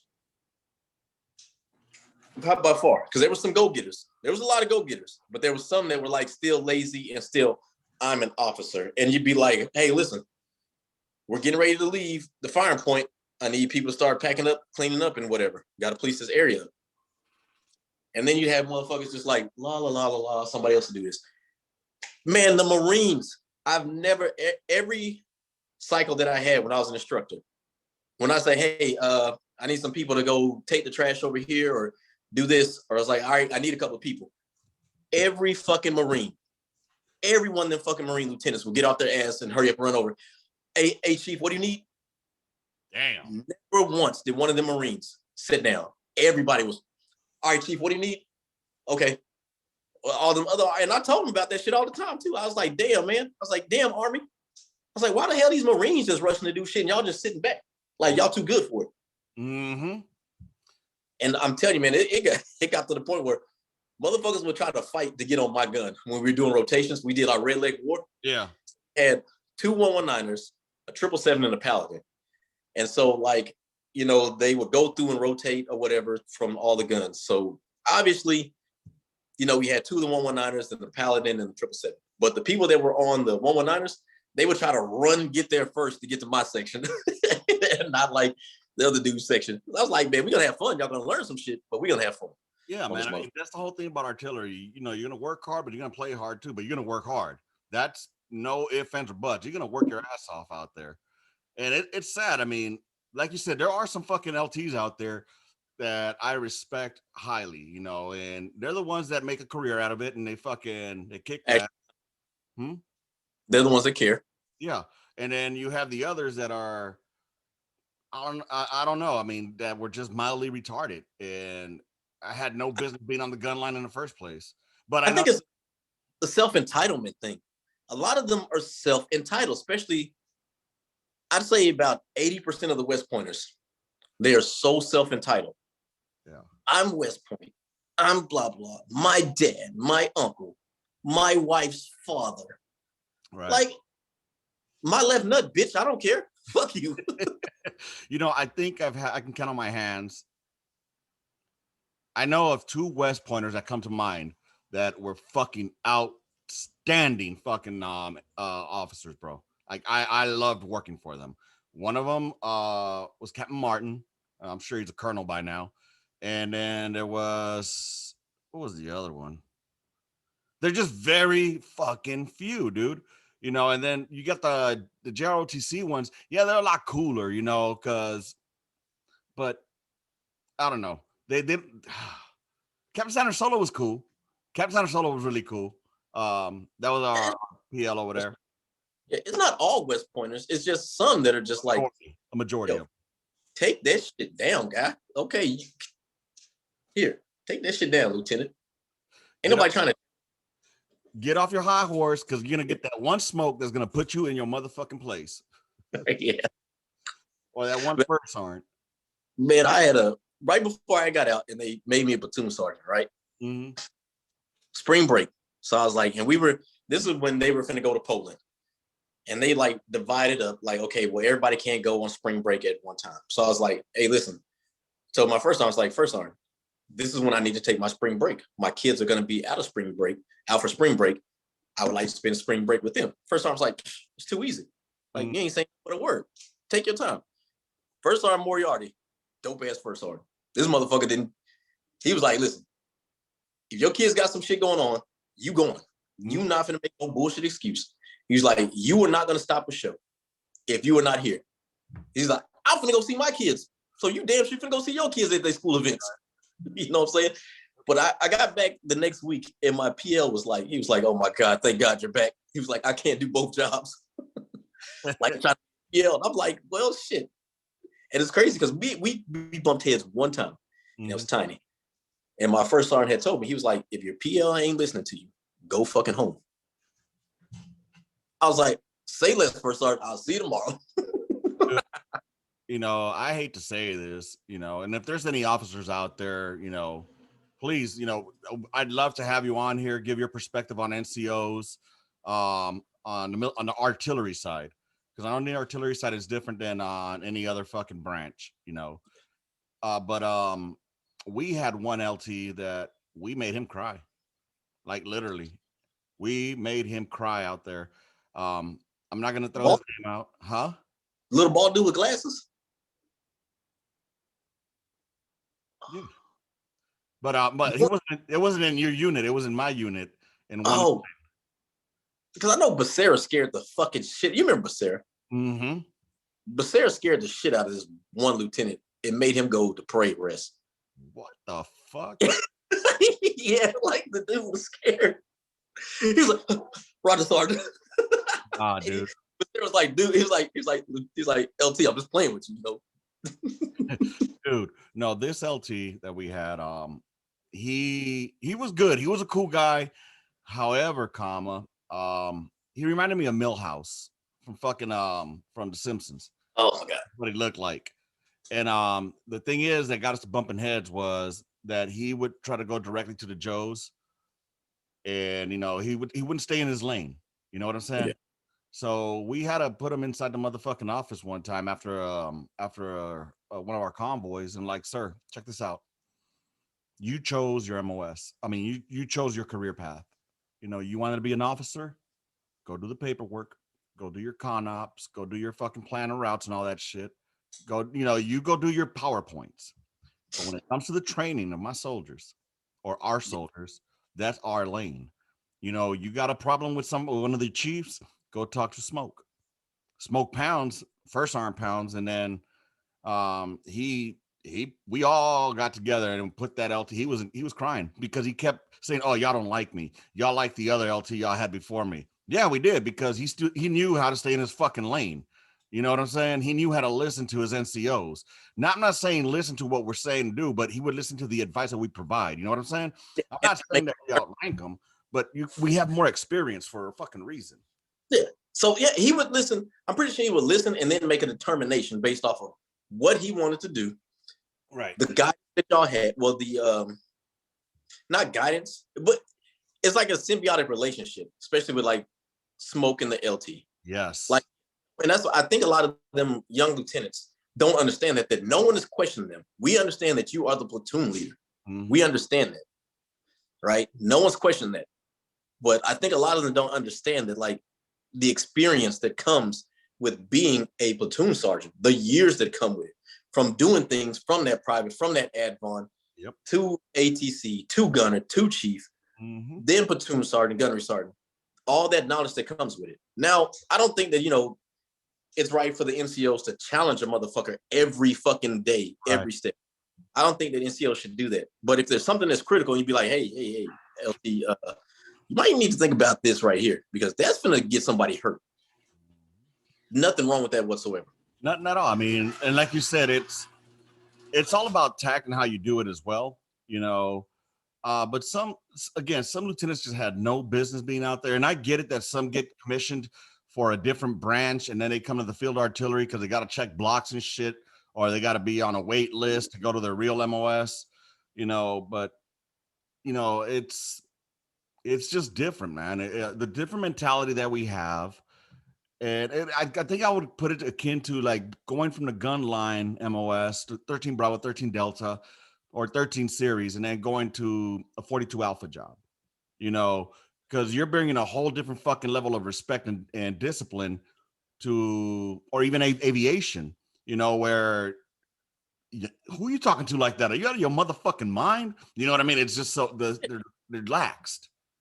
Yeah. Oh man, yes. Because like I think I told the story too. Like I remember when I was once again OIF1, we were at QS. Me and my homeboy Credit, we were over on the aviation. No, we both single, we privates, you know what I'm saying? And there was the sergeant first class. And he was saying something, I got a prayer rest, and I was like, Roger, Smoke. Like, fuck you calling me, I ain't no Smoke. Do I look like you must be artillery. Roger, sergeant. I was like, okay, don't call this motherfucker that no more. Mm-hmm. Dude, it Smoke is a term that's fucking, if they knew, that's a term of endearment.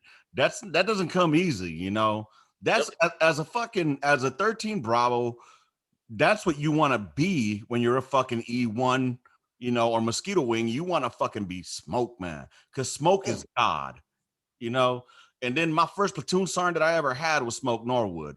So, that's and then from there I had Smoke Howell out in Korea. That motherfucker was the shit. Oh, yep. I think I know this dude. Howell was the shit. Oh man, he was light from Atlanta. Had a little mustache. I don't remember him having a mustache, man. I can't remember that. But that motherfucker was cool as the other side of the pillow. That motherfucker was smooth. And I remember he like, Lopez, you know what? I got to see if you can march these motherfuckers. Hey, get out here because I'm about to send your ass to school. Like, okay. He would throw you out there. And that motherfucker, he was just smooth as shit. He was like an old school cat, funny as fuck. He's on the square too. And so fucking like that motherfucker, he was also somebody you don't want to fuck with. You know what I mean? Mm-hmm. That motherfucker go in your gun, he fucking finger pop it, catch motherfucking primer, be like, that's how you do it. And then throw that shit in, bro. That shit was funny. Extra. And so I want to make one thing perfectly clear. I'm not saying that I was always just the shit when it came to artillery, because once again, I wasn't. It took me going to Bullock to actually learn my craft. Right. That's what it took. And I'm glad I went, because like I had opportunity to go recruiting, but I turned that to go to Bullock. Oh yeah. Dude, one officer that I gave a lot of fucking respect to, he loved it when I went Top Gun for the battalion. I can't remember his name though, Colonel Williams or Colonel Tom. He was the BC, or he was the battalion commander in 19. And apparently this man knew that paladin, bro, inside out. I mean, he knew that piece. It wasn't just like he knew it because when he was going through as a LT, the Paladin was fucking being rolled out. So he made it his fucking like journey to make sure that he learned everything about it. He was teaching me shit on the gun that I didn't know about. He's like, you know what this is called right here? And you know what this is for? And I'm like, God damn, that motherfucker knew his shit. So I love meeting officers that know their shit. You know what I mean? Because that means they took the time to learn, to fucking learn the piece that they're going to be fucking in charge of, either at a fucking platoon level, battery level, battalion level. You know what I'm saying? So it's just great to see that shit. Oh, man. We all over the place, Chief. We all over the place. And if you guys are still listening, man, I appreciate y'all. We love it that you guys are still here with us, just shooting the shit up. This is what it's about right here. You know, just talking some everything. We've gone from politics to cancel culture. we started with cancel culture, and now we're hearing fucking artillery. So, best piece ever, 119 or 109 Alpha 2 or Alpha 6? Definitely 119 Heartbeat. Yeah. No questions. There's just something about that. It's a beautiful piece, man. You know, we had the GDU. We never used it. I got scared because of the GDU. Motherfuckers would say that there was ghost missions that would come out on that shit. So no, I got scared and like woke my chief up and thought we were under attack, like a chemical attack. Oh shit. Yeah, because that GDU started beeping. It like it was like I said, I was getting OIF1, old PFC Hump, scared as shit. And the motherfucking GDU started going off. And I'm like, Chief, we're under attack. I wake him up and shit while I'm on guard. It's like maybe like 1 a.m. and shit. And he's like, huh. He's like, it's the GDU, god damn it. I'm going back to sleep. Dude, it's fucking trip. You know what kills me on the 119er though? I would hate it when motherfuckers would say stand by fire, stand by fire, stand by fire. I hate that because that stand by fire, that's an FDC command. All right. That mission comes down when ready. That bitch is out the tube. Once I say deflection check, chief, quadrant check, fire. Shoot that shit. I ain't saying stand by for what? Because you're supposed to do a check to make sure no one is out of the way. According to, it was the .8. The .8 you were supposed to announce. Stand by. Stand by for what? Because what's the call is going to tell you to shoot anyway. If it's at my command, they're going to say, if it's when ready, they're just going to say, hey, when ready. So you're telling everybody, hey, stand by. You're supposed to give a check. Yeah. At my command, I get it. I'll hear the gun line, when it comes on the radio, gun 1, stand by. So I'm like, stand by. Gun 1, fire. I'm getting pumped up just thinking about that shit. Dude. Man, listen, hang it. I'll be like, yo, shoot that shit. Shoot it. Yep. I'm fucked up too. Because I didn't give the right commands. Like I knew it when I had like people under my net, it would be right commands. But I'd be like, yo, like send it. Bro. Send it. When they're there, like stand by. Fire. Did you ever have somebody almost shoot that shit? All right, so in Mosul, bro, we were in Mosul and I had a medic, I think, in there that wanted to, pull that fucking string. So we're in the gun. Mission's coming down. All right, fire mission comes down, and the medic wants to fire. And like, all right, I got you, man. Too easy. So we're fucking doing everything. Don't want to messages. All right, hook up. I have him hook up. Everything's ready to go. And so, it's fucking running. You can see the motherfucking medic. I think it's Doc Wynn that was doing this shit. And you can see a little Asian ass, man. Like his eyes were wide open, like he was white, not Asian. And he was like ready to pull that fucking lanyard, bro. And we're getting ready to to shoot. And he's here, stand by. So I told him, unless you hear me say fire or you see my arm fucking drop, you don't pull that fucking lanyard. Do you understand me, Doc? Roger, Chief. So I'm like, all right. I don't care what the box says. You listen to me. He's like, right. And so he's like, gunline. Oh, he's like, gun 7, stand by. I'm like, stand by. And I'm looking dead at his ass, bro. Dead at his ass. And then you hear, check fire, check fire. That motherfucker was about to start pulling. Bro, I grabbed my motherfucking boot. I put my foot on the fucking on the firing mech. That motherfucker pulled, bro. I'm like, no, dude. I swear to God, I think I needed toilet paper after that shit. Because luckily, my foot beat him to the motherfucking, to pulling the goddamn lanyard. And then he dropped it like, what's wrong? Like, they call check fire. They call check fire. Do not do shit. So it ends up happening that we had, because we're firing over fucking, over Mraz, over Diamondback. Yeah. There was a C-130 that was in flight coming in. Bro, I'm telling you, I've never had a heart attack like that in my fucking life. When I heard check fire, I knew not to fire that shit. Yeah. He just hears fire. And no matter how much I told him, not until I say, he was already about to pull that shit, bro. Woo-wee. Doc Quinn, you fucking scared the shit out of me. He was trying to be the first one out the tube. God damn it. That's what shit happened. I mean, like, so I slapped the shit. I think I tell you, I slapped the shit out of a lieutenant, the back of her helmet before. Or AC. Yeah, because like I said, we were at Bullock, and like we were doing the FPF. And so it's me and my boy Fonz. We were just like, boom, we were getting them, knocking them rounds out. Yeah. It'd always be stand by, fire, boom. And then like, I was like, stand by. And my homeboy Fonz was like, fire. And she fired that shit. And like I had told her to stand by anyway, but he yelled fire and she fired that shit.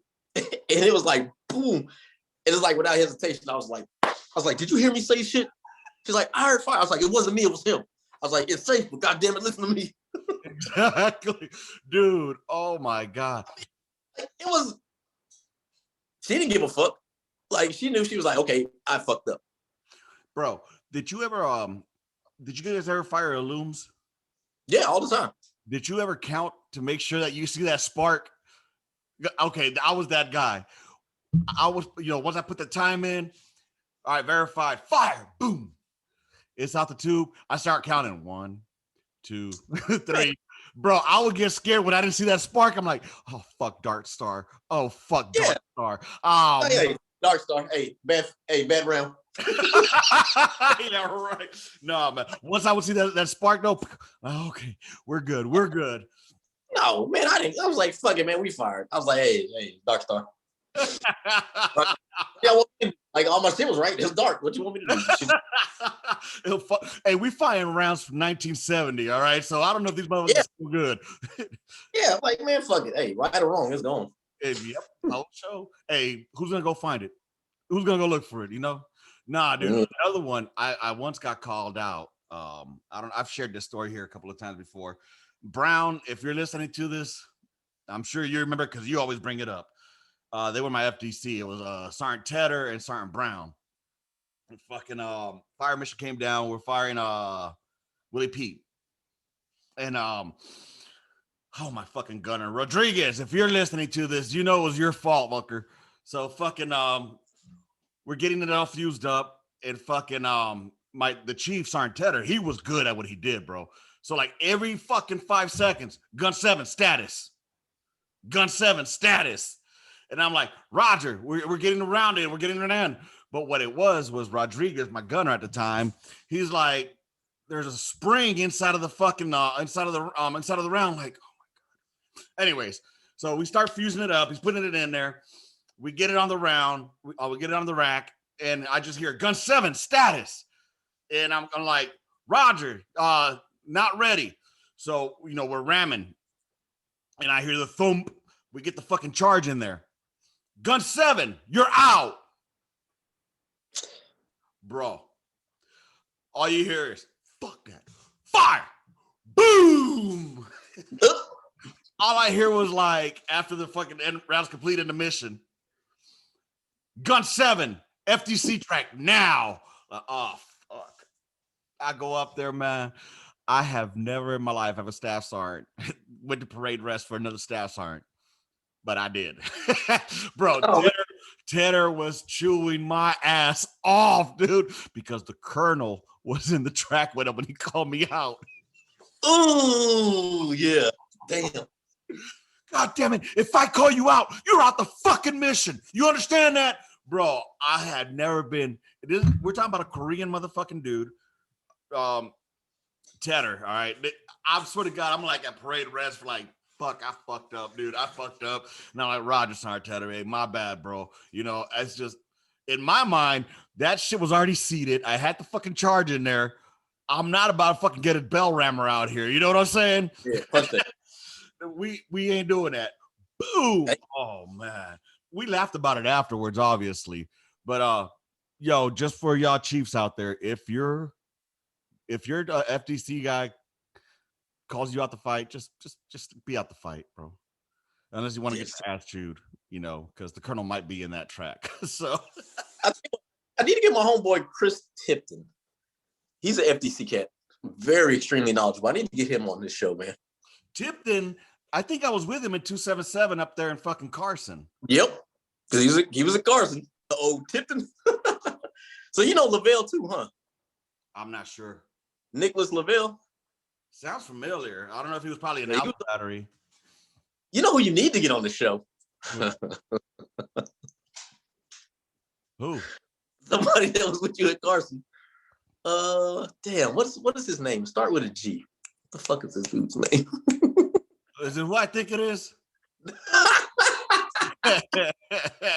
Not that one, right? No, I'm trying to think, man. Who could this person be? I don't know. Fuck, they'll come to me later. Was he a black dude or Mexican dude? He wasn't black. Fuck. It'll come in, man. It'll come. You fucking with me right now? No, man. I'm being silly. I'm being facetious. Okay, yeah. Then I know who you're talking about now. That wasn't Carson, and yes, I know who you're talking about. Yeah. No, how about we don't? How about we know? We on the same level now. Dude, fucking, it'd be great to have some other guys on here, man. I mean, today we're supposed to have James Norman, I think his name is. Mm-hmm. He's a smoke out there in Carson now, just recently moved out there. Unfortunately, our schedules have been he's been really busy out there, I'm guessing. So we'll catch him on the flip side. It's been great having you on here, brother. Here we go. I just read something. Oh, you shared that shit. God damn it. Pepe, they coming for you. Yeah. I just saw that shit. Oh, man. Yeah, dude, man, they coming. So with that said, man, it's been good as always hanging out with you, man. Thanks for coming to hang out with me. Most definitely. I'm probably going to start doing this shit. I don't know. People, y'all tell me, should I start dropping them like every other day? Would that saturate it too much? Or should I just stick to twice a fucking week? This is going to be the third one. I'm going to drop this one on fucking Monday. So that way we'll have a Monday one, a Wednesday one, and a Saturday one. What do you think? What do you think, Hunt? Brother, man, you got to, like you always tell me, man, what's going to make you happy? Yeah. What makes you happy? I guarantee you this brings joy to other people that you bring on because they feel they have an outlet anyway. Yeah. I mean, honestly, it gets away from the fucking artillery shit a lot and from the military aspect a lot. It's like I was telling fucking Watson and Rose and Dowden too. I've talked to everybody. To me, every time I get off of this shit, it makes my day that much better because I got to socialize with cats I haven't talked to in a while, or even it's just those cats that are my friends that I don't have that connection with, like seeing them all the time like we did in the military. You know what I'm saying? Mm-hmm. And it's just that much better. And it just takes away from the vibe of what's going out there in the fucking world right now. And just get to catch up, Oh, yeah. Hey, check this out, people. If you guys are on Twitter, I don't know if it's on anything else, but I have it on Twitter, y'all. And I want y'all to look this up. It's called, where is it? It's like a fundraiser of our, I want to say it's kind of like almost like a GoFundMe for veterans. It's almost like that, but not really. It's called Code of Vets. I want to make sure I got this right. Yeah, it's Code of Veterans. All right, Code of Vets is what it's called. Code, CODE of OF Vets. All right, and this chick, what she does is she gets asked for assistance from other veterans that are struggling out there right now.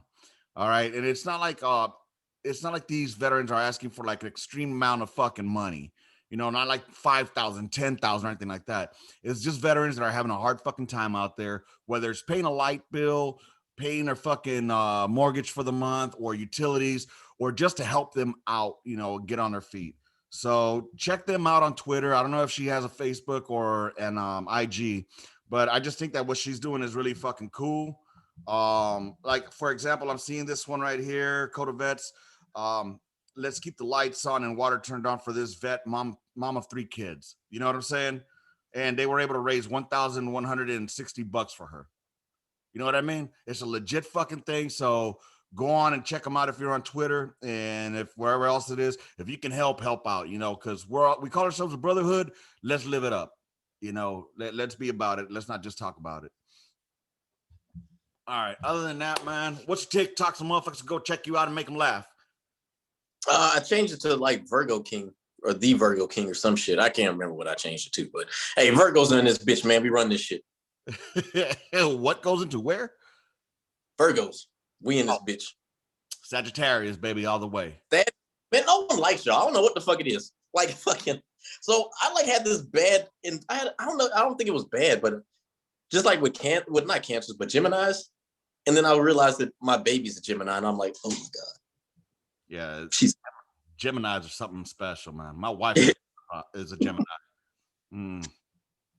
See, the thing about a Sagittarius is that we are very loving people in all sense of the way of the word. But however, commonly, you know, you fuck with us, you rather be our friend than our enemy.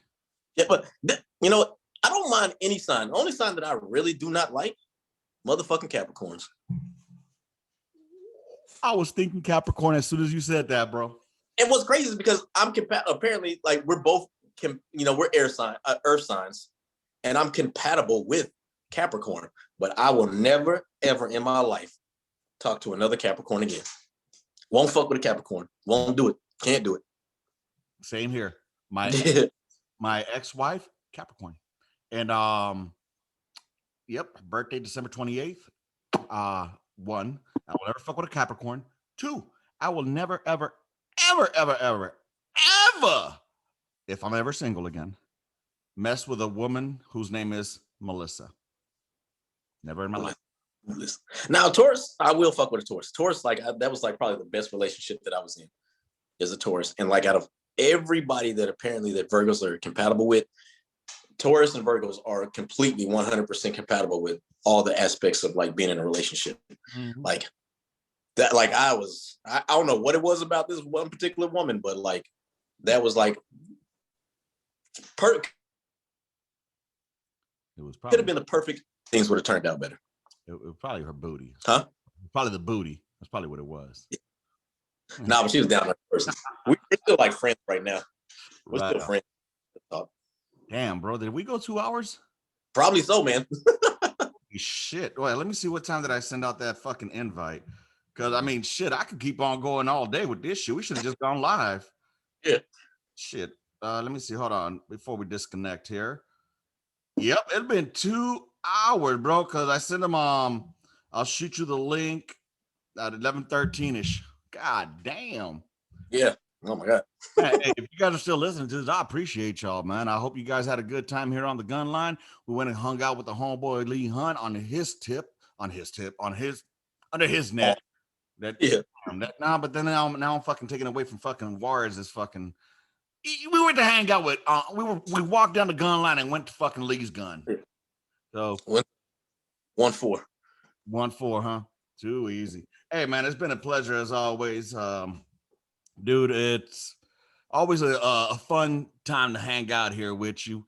Hope to hear. I've been hearing rumors about you and Machuca possibly getting together, and if that does happen, definitely would love to watch that shit. And I'm sure folks on the Gunline that love that political shit, and not just political, but whatever y'all talk about, because y'all both are from the different ends of the spectrum, but all meet in the middle. So. Is what the relationship is supposed to be like, you know? So yeah, I definitely enjoy being a guest on your podcast, and anytime, brother, I'm always here to help. Oh, I can see that. And there's nothing better than, you know, just having Hunt on the line, because we never know. Look at this one here.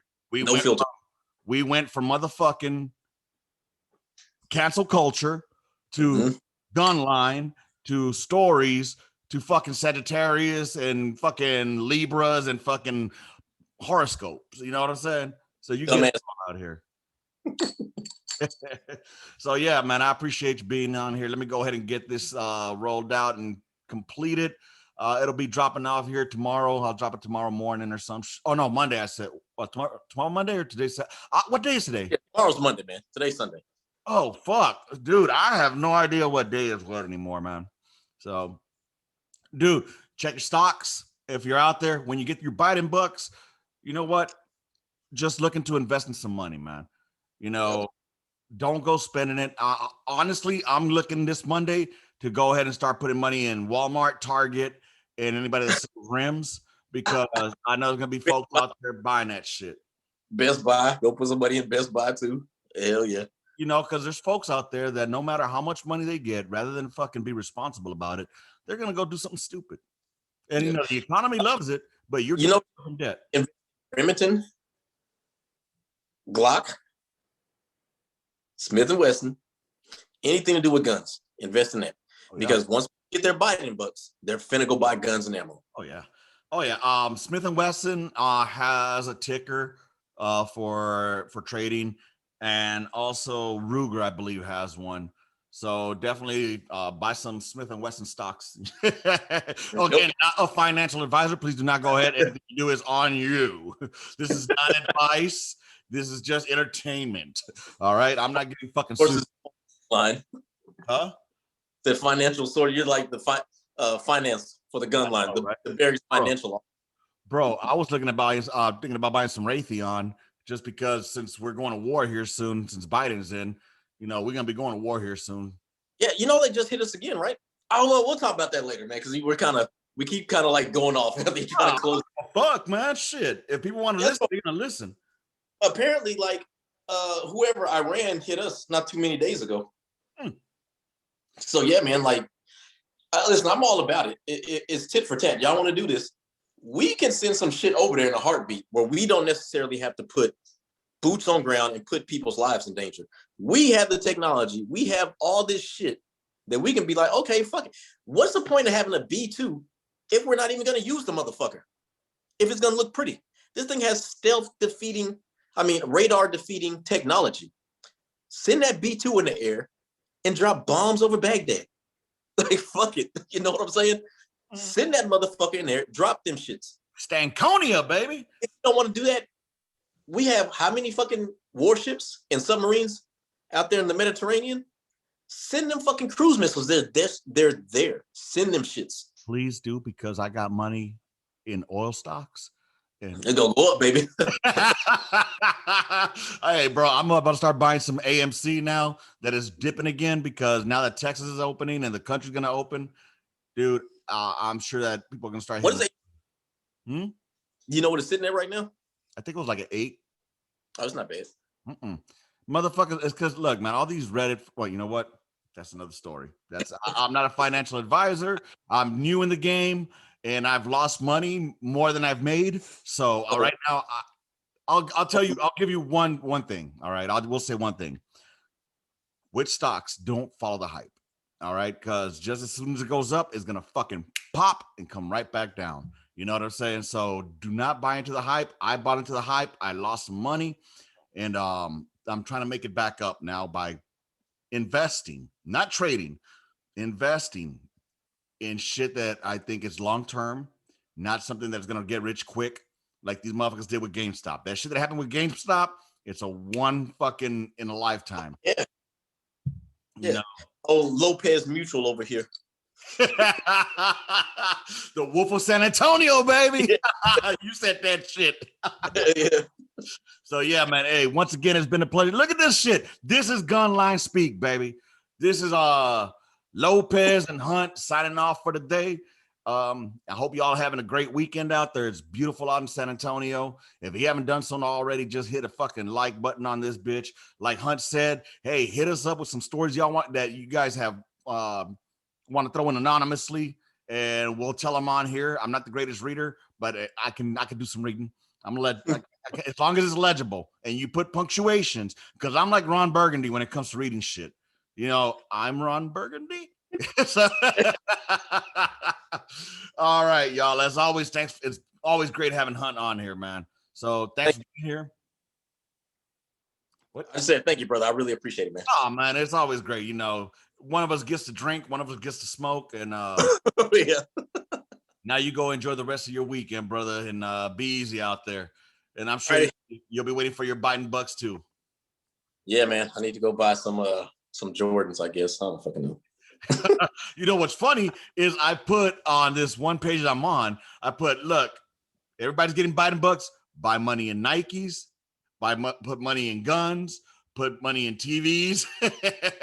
All that shit is about to go off the fucking rails. Yeah, it is. Craziness. But all right then, brother. Yes, sir. We're gonna start talking another hour here. You be Yeah. man. Thank y'all for being here on the gun line. I'll catch you on the hump day hip shoot. I might just stop calling that shit and just be on the gun line podcast because it's just becoming a podcast, man. It's just synonymous with the gun line. All right, brother. Love, peace, and hair grease, y'all. Rounds complete. Intermission. Gun line out. Bye, motherfuckers.